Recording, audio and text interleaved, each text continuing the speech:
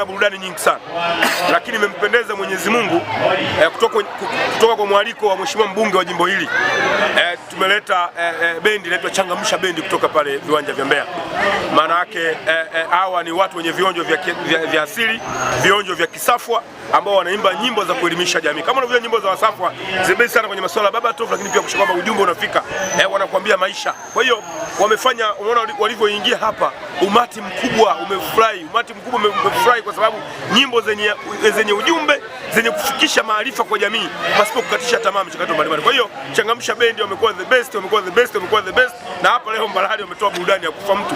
Namna ambavyo Changamsha Bendi wametumia hizi nyimbo kufikisha ujumbe kwa jamii, kufikisha ujumbe kwa wanawake kwamba wanawake wanaweza kuwa viongozi, wanawake wamekuwa ni sehemu ya kufikisha watu sehemu fulani. Kwa hiyo Changamsha Bendi na nyimbo yao ya maisha, anakuambia maisha ni hatari sana. Wanakuambia mtoto, baba mzazi ameuza kila kitu, ameuza mashamba, ameuza ng'ombe, ameuza mbuzi, amempeleka mtoto shuleni. Mtoto amefaulu, amepata kazi, amejenga gorofa, amewasahau wazazi. Wanakaa kwenye nyumba ya nyasi, mtoto kwenye gorofa. Maana yake nini? Endakiwa watoto tukishasomeshwa tuwakumbuke wazazi.